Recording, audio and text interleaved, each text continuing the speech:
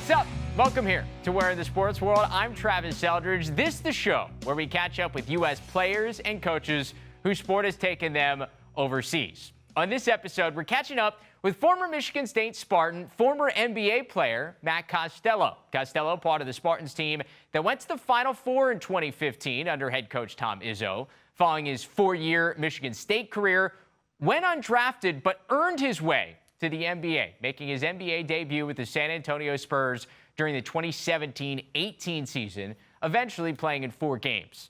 But now, Costello's overseas. He's in Europe. He's in his second season playing for Herbalife Gran Canaria in Spain's ACB league, Liga Endesa, as it's known now. It's one of the best leagues in the world, the former home to guys like Luka Doncic and Goran Dragic. But with Matt right now, we talk about everything, what it's like playing in Spain and living there. You'll find out he's got a pretty good setup where he's at now. Plus, we relive some of the glory moments from his days at Michigan State. We are all over the map with Matt Costello right now. Matt, it's the Where in the Sports World podcast. So you got to start off. Where in the sports world are you right now? Currently, I'm in Gran Canaria, playing for Gran Canaria basketball and in the ACB Spanish League. And there could be far worse places in the world to be than Gran Canaria, right? Like from everything I've seen, it's just like you're in the middle of the ocean on this beautiful island. Yeah, that's very fortunate to be living here. You get spoiled every once in a while. I mean, we were here for the whole quarantine and 10 months last year. And so we went back home in Michigan. We don't quite have the view that we have here, but no, it's been wonderful. The people here treat you well, and it's kind of like a tourist city. So if you act like an American, they're normally nicer to you than Spanish people sometimes. So that works out pretty well for you guys. Yes, it does. So wait, so you're quarantining through the COVID times in a tourist location. So you were living the dream essentially. Essentially, if we were allowed outside. So there's That's like 40 true. days there where we weren't fully allowed outside, but as soon as we're allowed back outside, the runs in the morning were very nice. So explain the climate, because I think I saw somebody describe the climate as like the perfect climate for any place in the entire world. Like, does it get cold? Like, what are you working with? Yeah, so I would say I think the coldest it got all last year was about 60, and the hottest it gets where we're at is 85. So you can deal with that. There's very few air conditioners on the island just because there's not really that much need of it, and 0 heaters. But it's funny to see when, like, I think it was like in February before everything got locked down, we would go out for dinner and you'd see people walking around with like full winter coats on and it's like 60 degrees out. And you're like, what are you guys doing? But they've lived here their whole lives, and that's the cold season. So it's a little bit different than East Lansing, Michigan. Just a little bit. Not quite as much snow, but do you miss the snow? I do actually. I've been a snowboarder in my whole life. I've loved snowmobiling, doing different things like that, just playing around, having snowball fights. But I'm going to have to wait a little bit before I'm able to go back and use all that. So basketball-wise, we had a chance to see you guys in Gran Canaria here on the network at the final phase last year, and I was so impressed by the basketball. Explain to people who aren't familiar with the Spanish League what the style is like and what the competition's been like for you in the ACB. It's been great. It fits my game a little bit better than I would say maybe the G League or something like that. That's a lot more run and gun and do stuff of that nature. Maybe the Italian League is similar to that, where the Spanish League is a lot more structure, more like a college game, but obviously older, more grown men, a little bit more matured in their basketball abilities. But just a lot more structure, not as much freewheeling, but very physical. You see a lot of guys that go straight from the Spanish League and do well in the NBA. I mean, they just had Luka Doncic, who was killing here, so he went there. It's I think it's the next best league after the NBA. When you look at your game personally, like compare where your game is at now to like your senior year at Michigan State, when obviously it was your best of your college career. Like, where's your game at now? What have you gotten better at? I think my game has changed a little bit. It's held the things that have got me, the opportunities that I've had, whether it's the defense, rebounding, hustling, doing just the odd things that not everybody does. That doesn't always show up in a stat sheet. But some of the things that I've added is a little bit more shooting, a little bit more handling the ball. Not that I try to break anybody down every play, but maybe once or twice a game, I'll try to get to the rim from outside if I can catch somebody on a pump fake. But just a little bit more of a outside shot, I would say, has been the biggest development. What you had a chance to play with Omar Cook this past year, who's obviously a guy who's a veteran internationally and was a major college star like back in the day. What was it like to play with a guy who seemed to have that much experience in not only pro, but what he did back in college? Yeah, it was extremely settling for me. I would say most of the other places that I've played throughout my career, I've had guys either my age or younger than me as my point guard. So having him with all the experience that he had, it was very settling for me and gave me a lot of confidence in um, the things I knew I was good at, but sometimes you second guess yourself. He saw that I was good in certain areas, so he would encourage me to push the boundaries on those areas. So I love playing with him. I'm missing him. I wish he would have been able to come back, but I mean, he's doing well in Burgos right now. So Was there any teasing that he played college basketball in like 2001? yeah, we would always make fun of him because he would tell us like all the dunks he could do when he was growing up. And we're like, bro, we haven't seen you touch the net all year. Like, what are you talking about? And when we were actually in Valencia doing the bubble thing, he pulled out a couple highlights of him in the McDonald's All-American dunk contest, and we're like, shoot, wow, you could actually dunk. What happened? Like, you don't get off the ground anymore. But it's all good. They had YouTube. They've got YouTube stuff from back then. They do. It's very tiny, but you can see it. Barely, but you can see it.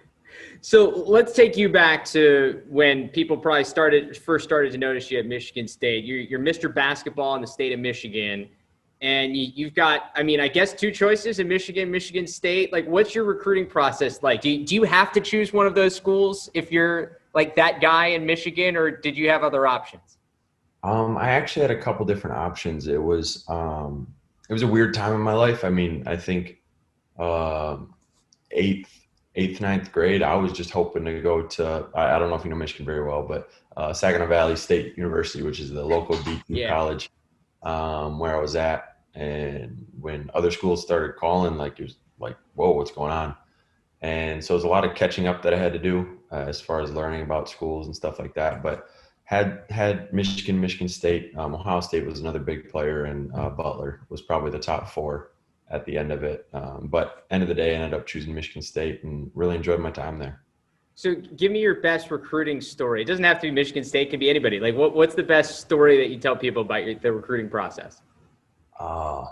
So I would love to say a Michigan State story, but there's so many stories there, like different games that I went to, the football where they faked the field goal and scored the touchdown, and we all blew up, the win Big Ten championships there. Like, just there's so many at Michigan State. So I think the one that got me when I went to Butler one day, we were just walking around the campus, and we ran into some of the basketball players. I guess I didn't know they were basketball players at first. I saw these people they had golf clubs, but they were playing with a soccer ball.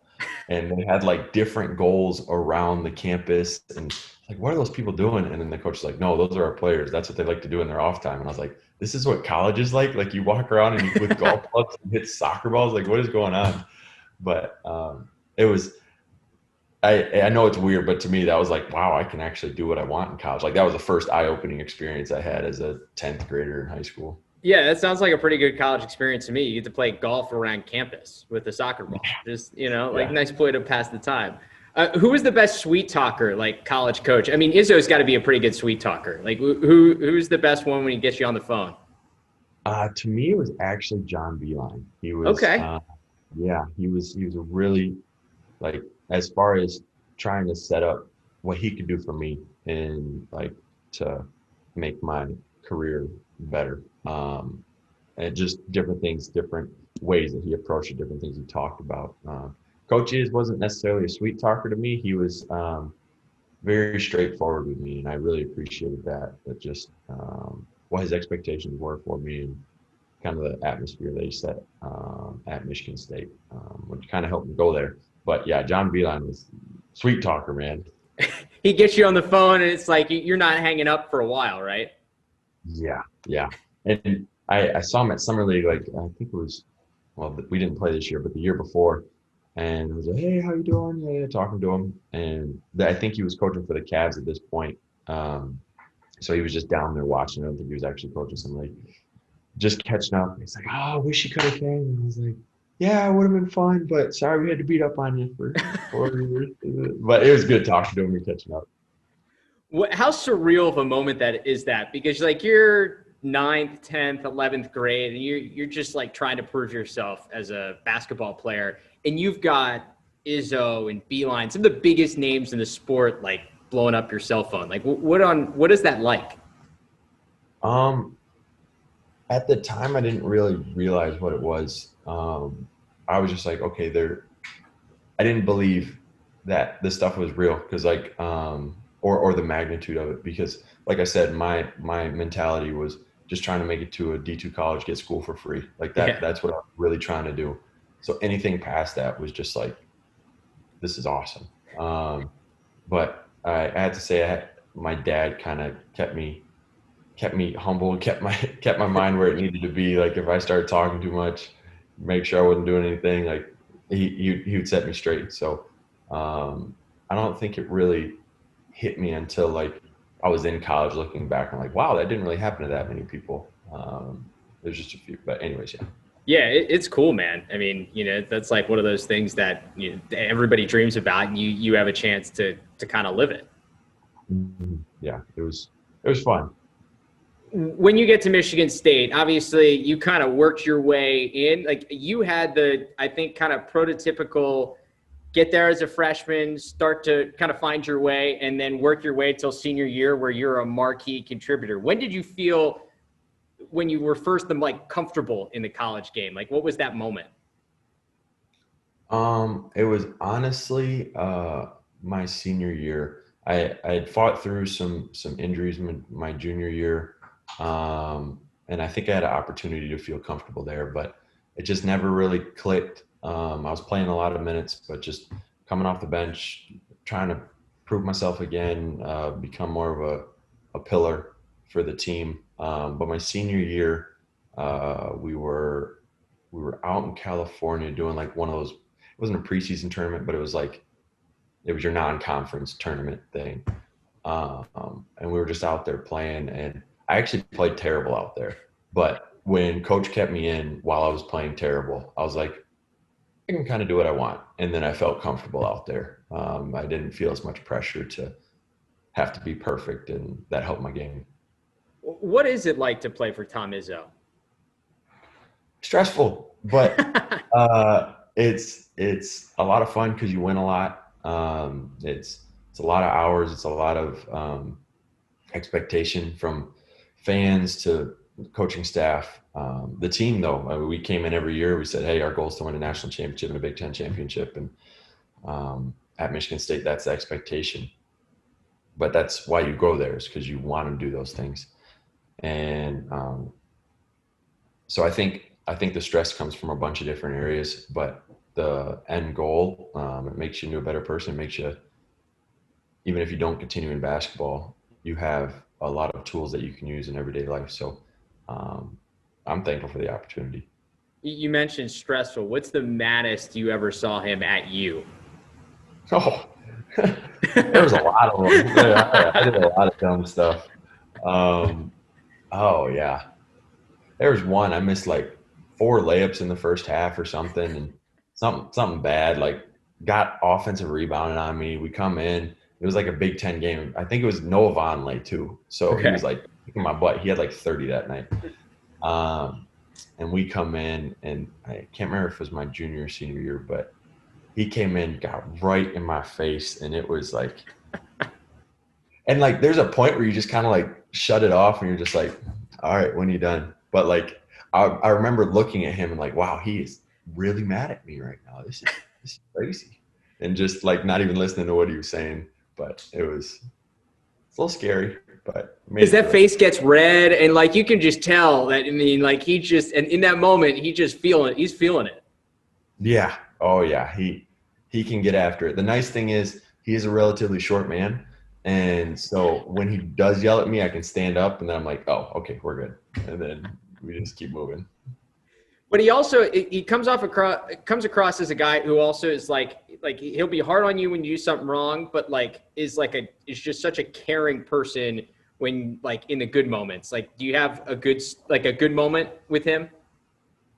Yeah, I mean, I think the one that gets pointed to a lot is when my senior year when we were playing against Maryland, and we'd had a rough stretch. Zell got hurt, and then Denzel Valentine got hurt, and then we lost like a couple games in the Big Ten in a row. We were playing against Maryland at home, college game day, all that stuff, and we needed to win.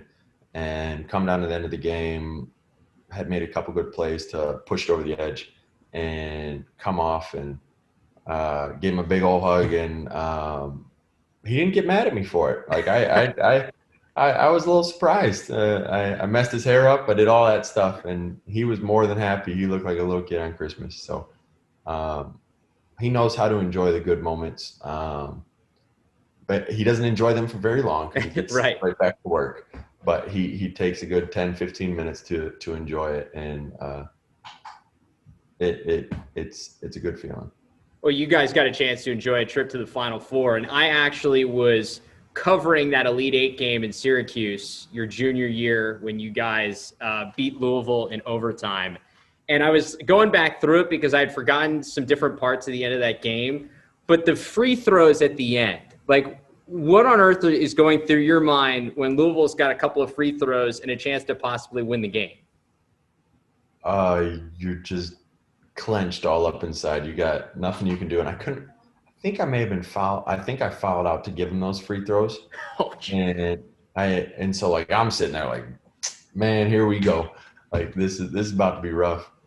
But you just kind of have to put everything you have out there, the best game that you can, and hope the pieces fall your way. And obviously it worked out well for us that day. What do you remember most about that game in particular? It's a weird one. It's like, I think it was in overtime. Yeah, it was. But so Brandon hit a couple really big shots. But there was one, and I didn't see it until I saw the replay up on the monitor. But Zell had a pass where I think he got caught on the baseline and he spun underneath the basket, and it was like 2 minutes left, and he hit Trav up at the top of the key. And I just remember seeing the ball literally like curve around a guy and get to Trav. I'm like, how in the world did you get, like, it looked like he had powers on the ball just to like move it in between everybody. And I knew he was special after, like, I'd seen a lot of stuff that he'd done that year with different big shots that he's made. But I remember looking at that and like, he's going to be all right. He's going to do good. Things have worked out pretty well. Yeah. Things have worked out well for him. The celebration is probably one of the cooler moments of my broadcasting career, was being on the floor with you guys and everybody celebrating. You got like Magic Johnson is out there on the floor, and like everybody's just going nuts. When you think about, because that's like the culmination, you guys get to the Final Four, and obviously that's the expectation when you go into the season, is compete for a national championship. But in that moment, does it sink in like that we finally have gotten to that ultimate weekend? Yeah. Oh, it definitely set in. Because like I said, that'd been my goal since I'd been there. And my first year, we knew it was going to be a tough road. My freshman year, my sophomore year, we were really disappointed in New York when we lost to UConn. And so to finally get over that hump and make it to where we wanted to, it was just, especially with the team that we had, when we had everybody against us, nobody really thought that we could. It was a surreal feeling. What's the best interaction you had with Magic Johnson? Honestly, haven't had. I mean, Not you many. see him all the time. Like you say, "What's up? How you doing?" He comes and talks to the team, but haven't had too many one-on-one interactions with him. So Uh, sorry. no, seriously, it's always interesting. I always think it's because like there's, I mean, it's got to be so cool just to have him around the program every once in a while. Oh, for sure. It's definitely weird. Like you're like, this guy like has won so many NBA championships. He's like, what is he doing here right now? Like he's got to have some other business venture to do right now. Why is he here talking to us? That always goes through my mind every time I see him. When you play for Michigan State, it seems like there's and you get this in a lot of programs, but it seems especially with the Spartans, it's like a tight knit community. What's that community of former players like now that you're on playing professionally? I think it's still there. If you're ever in a city, if you're ever, and this is globally too. If you're ever in any city, if you're ever in any place that you need help, or you just want to go get dinner, ask for advice. I know my first year coming overseas, I had some talks with some different teams, and I was actually talking to Raymar Morgan about it, and like, hey, I saw that you played here. What do you think? Yada yada. He's like, do not go there. And I was like, okay, I'm good. I won't. And just different stuff like different random stuff like that. Like I've never talked to Raymar in my life, and I hit him up on Instagram. He's more than happy to talk.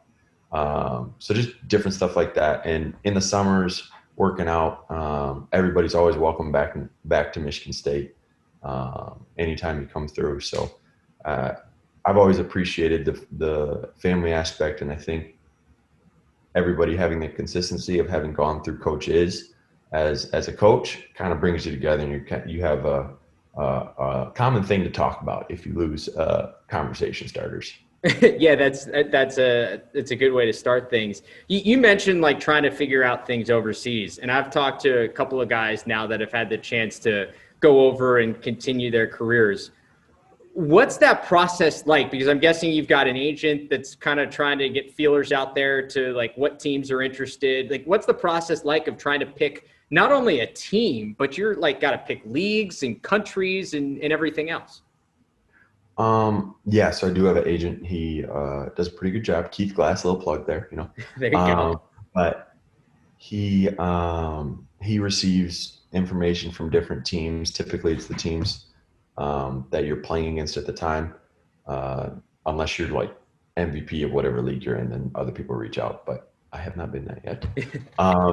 But no, he does a good job fielding different offers, and he knows basically. I mean, we've been together now, I think 4 years, and so he knows my preferences of like where I want to go, how much money I'm looking for, different things for my wife. Like I don't want to go in some random little hole of nowhere that is 3 hours from civilization. Yeah.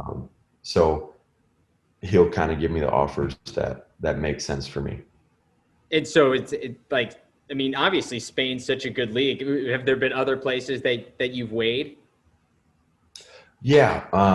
This year was actually relatively difficult trying to pick between some different teams. But I think Gran Canaria had the best package at the time. So more than happy to come back. And we've got a really good team this year. And I think we can make some noise in both the Euro Cup and ACB if we're allowed to play. Yeah. But what's the travel like from Gran Canaria? Because like if people don't realize it, like I didn't until I looked on a map, like you're down off the coast of Africa. It's like a little ways from the mainland of Spain. Like what's the travel grind like just in league play? it is not fun. It is, everything is, now league play is a little better because you can fly direct to some of the different cities, but all Euro Cup games, you have to go to Madrid or Barca, and it's a 3-hour flight there to start your day, and then you go from there. And just I'm guessing like how big's the Gran Canaria airport? It's, what do you say? Maybe 20 gates, sweetie? Gran Canaria Airport, more or less. Like 20 gates. Okay. So not too big, but it's all right. It's like Kinda a medium Grand Rapids. size. Yeah. Yeah. Yeah, I went to Syracuse, and that's probably about what the Syracuse airport is like. It's like about 20 gates, get in and out of security really easily, and it's no big deal. Yeah, yeah. So before you made your way over to Europe, you were playing in the G League, and the G League has to be so different from what you're used to at like coming from Michigan State. What's it like in terms of going from Michigan State, where you're playing in a Final Four, to then like you end up in the G League, and you were playing in Austin for a little while, which is a good city, but like I just feel like the facilities and everything, you're not playing in front of tens of thousands of people anymore. What's that like? It was a little jarring. So actually, my first year, I played in Des Moines. They were partners with Memphis, but Des Moines, Iowa. I don't know why that was, but it was. So we ended up going there for the year, and nothing against Des Moines, but there's not a lot there, and they got a decent little city, but yeah, East Lansing has got a lot more restaurants, different things like that. So we just kind of, I was very happy to have my wife there. We were able to get to know each other very well and hung out a lot. But it was definitely a change from style of basketball to the amount of energy around. It's a profession, and it's not so much about the team, and it's more about your individual accomplishments, because that's what dictates your salary for the next year. And I didn't realize that going into it. I was like, oh no, hey, we're buddies. And no, we're not all buddies. Like you're friends with some guys on the team, but you're fighting with everybody for a roster spot. I get what the go to random places. Like I met my wife in Binghamton, New York, when we were both in local news, and it's the same thing. Like there's not a ton there. You're around some cities you can drive to, but you kind of like make do. And we always say we got lucky to find each other there because there weren't a lot of other options. What's the biggest adjustment from college to pro? I would just say the responsibilities are totally on your shoulders. Unless you are a first round draft pick, all that jazz. You got to learn how to take care of yourself, and I think college prepares you for that. As you grow year to year, you're given more responsibility, more freedom to make your own mistakes and make your own decisions. But as soon as you step out as a professional, you're pretty much totally on your own, and you got to take care of business. Otherwise, you're done. And I've seen so many guys flame out after a year or two because they couldn't take care of themselves. You got a little taste of the NBA with San Antonio. You had like a cup of coffee in the league. What does that taste? What does that taste do for you? Because I know, like, when you get a taste of something that big, it's got to drive you. Like, what does it do for your motivation? It makes me realize I can play there. I see the guys there. I see what they're doing, what they're capable of, and I feel like I can do that. Now I'm obviously am not there, so I have to convince some other people of that. But my own confidence and motivation in the summers is like, I know the end goal that I'm looking for. And part of that is being where I'm at right now and being successful and showing people that I can play the game of basketball in a way that makes their team successful. Is it for you where you're at? Because it seems like you're pretty comfortable, but obviously there's the drive to get back to the United States and play at the highest level. Can you like watch NBA games with like feeling comfortable where you're enjoying it? Or is there like when you watch a game, does something eat at you? I would say 80% of the time it eats at me, but I know like I need to watch, like just to learn, just to see how people move, see what teams are doing, see what bigs are doing. I mean that, yeah, I've been, if you don't learn who your competition is, then you're just kind of flying in the dark. So I just try to stay educated. Who's been the favorite player you've had a chance to play with? Oh, that's a tough question. There's a lot on that one. I would say over the entire time that I've played, one of my favorite teammates as far as on the court that's taken care of me has been Omar last year. Because we were able to play, like, I didn't get hurt, which was good. The first 3 years had some struggles with that, but he just pushed me the whole year and really poured into me throughout the entire year. That whole bubble process, the like 2 weeks for the final phase last year for you guys, what was that like? And you kind of like, you did what the NBA is doing now, but in a much shorter and more condensed situation. Like, what was that whole tournament like? It was, I don't know if you ever played AAU before, but it was kind of like playing a weekend at AAU where you go for 5 days. And granted, we were there for 3 weeks, but it had that feeling where you wake up, you go to the gym, you work out, you come back, and you play your game. And you just hang out with your guys all day. I think we played video games, cards, like swam in the pool, just trying to stay entertained. We had a ping pong tournament. We had a dart tournament. Like, we were just hanging out, just a bunch of guys. And I think if we were doing the NBA thing where you're there for like, whatever, 2 months now that they've been there, it'd get a little old. But we weren't there long enough for it to get old, so it was okay. Yeah, I was going to say, like, could you imagine doing it for 2-3 months? Like, say you're on a team that makes an extended playoff run. Like, how would you feel about that? I would need my family there the second round for sure. Love my teammates, but I need a little bit of a break. Hey, that's fair. All right, so we've got some quick hitters for you to finish off here. It's called 3 for the Road. Kind of some off the radar stuff for you. So you've got a lot of lakes in Michigan where you're from and where you played college ball. You got oceans surrounding you on an island in Spain. Ocean or lake? What do you prefer? Oh, that's a tough one. I have now adjusted. Okay, I would say ocean because before I would have said lake, but I have now adjusted to saltwater. Okay. I hated saltwater before I came here. Just absolutely hated it because I'd grown up in freshwater my whole life, and I've learned how to swim in it and not swallow everything. So there's nothing like an ocean, and I'm waking up every day to this is incredible. I mean, you obviously got to spend a lot of time in the gym working out. Like, how often do you get to the beach? Try to get there 2-3 times a week. Life is good. Yeah. And when we were, but once 2 days stop, I hopefully will get there a little bit more. But 2 days are kind of killing me right now. 2 to 3 times a week is better than most people who it's like 2 to 3 times a summer. So you're living the dream. Thank you. Give me one team in any level that you would want another shot at with the team you were playing on at the time. So say that again. Like one team that you lost to in one game that you'd want another shot at. Oh, that would be Iowa.